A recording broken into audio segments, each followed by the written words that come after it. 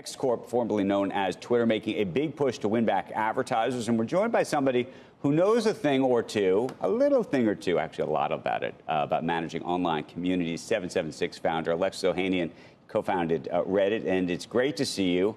Alexis, we haven't seen you quite in a while, and I'm so curious to hear all of your views about what's happening in the X space and advertising and AI and everything else. But let's start with X. I don't know if you saw the interview with Linda Yaccarino yesterday. I'm so curious, and we were talking about in the last hour, whether you think this changes the game, whether you think they can attract brand advertisers, whether it's about the UI, and just to throw one other piece into it, because you dealt with this at Reddit, whether free speech is at odds with advertising. Well, all right. I was going to say AMA, but you've already begun. Look, I feel like I can empathize quite a bit, having come back to Reddit in 2014 as exec chairman, and a big part of that turnaround and a big part of the work that I did with our amazing sales team and product teams were to basically level up and bring into the mainstream Reddit as a platform and as a product and as a home for everyone, including advertisers. And that meant some hard changes, but some important ones. And, obviously a lot of success came from that. I think Linda is a very, very savvy CEO. I have to admit, and you had me on talking about this deal like a year ago. And I think I said, don't bet against Elon. And the reality is he has brought a shipping cadence. I wouldn't say it's been a perfectly executed transition, but he's brought a shipping cadence to Twitter or to X that is formidable. Right. It is something that great software companies do relentlessly. They continue to improve the product. And even this latest innovation about letting advertisers choose the sort of riskiness of content that they want to be associated with. That's a really clever product solution. I even told the team internally here at 776, this is something I kind of wish we had done at Reddit because it's a way for advertisers to really choose their own adventure in terms of tolerance. And I think what's also important is Twitter is realizing, as all these platforms are, that there's no guarantees in our Constitution for freedom of reach. And those are really the most insidious and problematic parts of, bad content online. And they're doing what they need to do to What do you make of the idea, though, of the freedom of reach issue? And the reason I thought it was so interesting is, one of the things that I think that Elon has tried to do is say this is a totally unfettered platform, that actually part of the problem with Twitter prior was actually the freedom of reach issue, was that, people might be posting, but you were really blacklisted, shadow banned. People didn't know whether their tweets were really getting out there or not. And effectively, Linda's saying pretty explicitly, guess what? We're doing that too. She maybe didn't put it that way, but that sounds like what they're trying to do.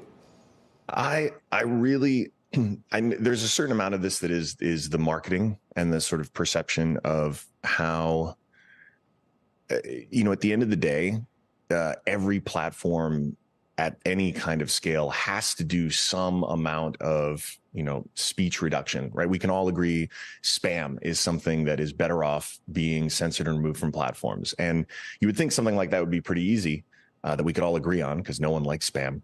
But even the definitions of that enter a gray area. And that's where all these companies spend 99.9% of their time. And right. I know I hear you that it does feel like this is a paradox where you have, one person saying one thing, the other person saying the other. How can they possibly coexist? But I would, it is a bit of a red herring. At the end of the day, what the vast majority of people want is the ability to go to a platform where they feel like they can be an authentic version of themselves. And then as long as that is within, I think I'd argue, pretty reasonable guidelines, they can continue to do so. And so I think, look, it's a never ending battle. And it's probably part of the reason why Elon hired someone like Linda to have to really handle it day to day. Because every one of these platforms has to live with these decisions. And like I said, the gray area ends up taking the vast majority of the time. But at the end of the day, these are businesses that want to be approachable and accessible to just about everyone. And the good news is the vast majority of people who do use the internet are reasonable, good people. It's just, unfortunately, the extremes tend to be the most polarizing and go the most viral. It does seem, Alexis, like you've had to deal with similar sorts of choices at Reddit in terms of content and advertisers. I'm wondering if you think even if advertisers are able to sort of choose your own adventure in terms of the riskiness of the content they are willing to live next to, is there still, though, that risk that that platform allows people to post risky content and just the association on the platform is enough for advertisers to still walk away? I think 15 years ago, these were the kinds of conversations that we were having at Cannes Lion, trying to reintegrate Reddit with the ad world and the business world. Today, I think we're in a very different culture. I mean, to use the grimace shake phenomenon on TikTok, if you had told me 15 years ago that a major, very brand conscious brand like McDonald's would want to even lean into a campaign where one of their beloved characters is making a shake that murders people, that's the meme. It's a joke. On TikTok, I would have thought that's crazy. Internet culture is now culture. And for those who are fluent in internet culture, there's a certain amount of absurdity and riskiness and weirdness and whatnot that's baked into it. And I think we've all, as a society, come to understand that as just a part of being engaged with internet culture. And again, there's a strong line. You all know the reason why I resigned from Reddit. Like I really believe platforms can create spaces that are welcoming to people and also still, be weird. And the problem is you will spend the vast majority of your time actually trying to walk that line. And it's an important one. But I think at the end of the day, if this is where attention is, and it continues to be, I mean, the relationship and the amount that we've seen X now continue to benefit our portfolio companies. It just continues to grow.